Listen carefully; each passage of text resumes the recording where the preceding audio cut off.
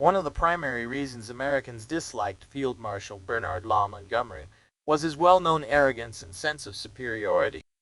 Montgomery possessed immense self-confidence, which had helped him become a successful commander in North Africa. But this same quality often alienated his American counterparts. He was known for speaking bluntly and dismissively, frequently implying that British military leadership and experience were far superior to that of the newly arrived Americans. Montgomery's manner of addressing others was condescending. He often lectured his peers rather than collaborating with them. Many American generals, including Dwight D, Eisenhower and George S, Patton found this attitude intolerable. Eisenhower, who served as Supreme Allied Commander, valued teamwork and diplomacy among allies, but Montgomery's self-centered behavior created friction in the command structure. His constant claims of being the architect of Allied victories and his unwillingness to share credit made him appear vain and self-serving. American officers viewed him as someone more interested in personal glory than joint success.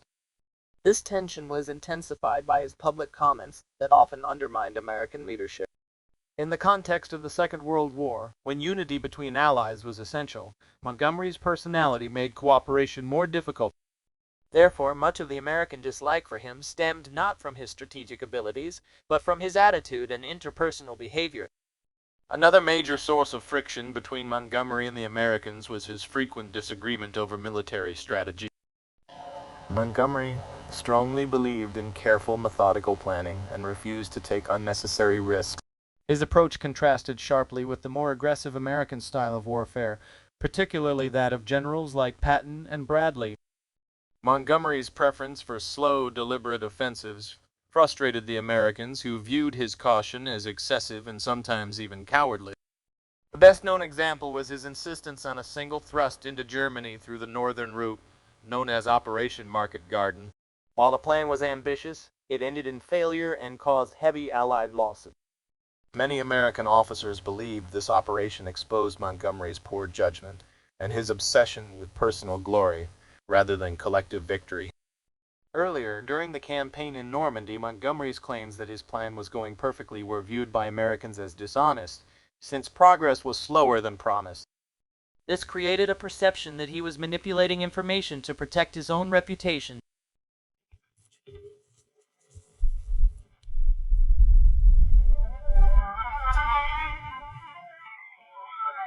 Strategically, the Americans saw Montgomery as overly cautious, uncooperative, and unwilling to adapt. Thus, the differences in military philosophy contributed significantly to American hostility toward him. The rivalry for credit in Allied victories was another reason for American resentment toward Montgomery. Throughout the war, Montgomery had a tendency to portray himself as the mastermind behind major operations, downplaying the contributions of others, especially the Americans. After the victory at El Alamein, he became a national hero in Britain and used his fame to shape public opinion in his favor. When the Allied forces succeeded in North Africa and Normandy, Montgomery's public statements often suggested that his leadership was the main reason for success. This infuriated American commanders who felt their troops' sacrifices were being ignored. For example, after D-Day, Montgomery described himself as the overall land commander, implying he was in charge of all Allied ground operations, which was not accurate. The American press and military leadership saw this as an attempt to steal glory from Eisenhower and Bradley. Furthermore, his post-war memoirs continued to emphasize his own brilliance while criticizing American decisions, which further soured his reputation in the U.S. In wartime, when cooperation was vital, such self-promotion was perceived as divisive and disrespectful.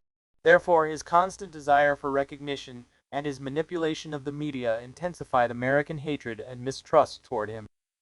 The tension between Montgomery and the Americans was also rooted in deeper cultural and national rivalries between Britain and the United States.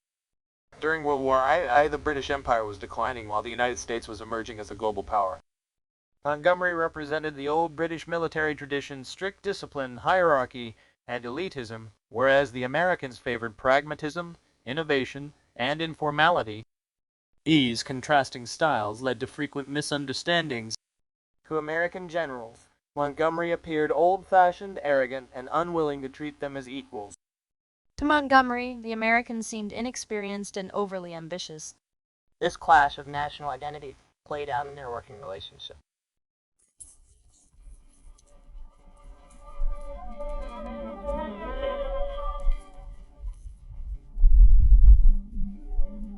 The Americans, confident in their growing military and industrial power, resented being talked down to by a man who, in their view, had not achieved victory until America's vast resources entered the war. Thus,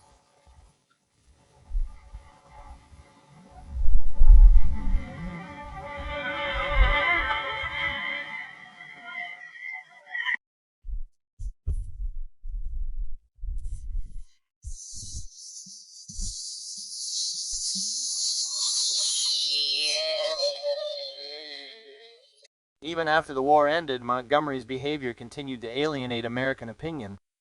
In his post-war writings and interviews, he often criticized American generals and strategic decisions.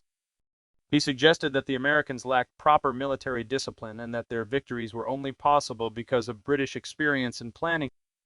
Such statements reinforced the belief that he was bitter and jealous of America's success.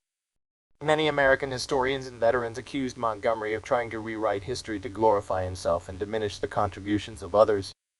His autobiography and speeches repeatedly attacked Eisenhower's command decisions, which angered many in the U.S. military establishment. While some British historians continued to praise his achievements, most American commentators viewed him as an egotistical and divisive figure. As a result, his legacy remained controversial. Despite his undeniable tactical skill and his role in key victories, his inability to cooperate, his arrogance, and his post-war criticisms made him one of the most disliked Allied figures in American military memory. Therefore, the American hatred for Bernard Montgomery was not merely about his wartime conduct, but also about the way he chose to represent history afterward.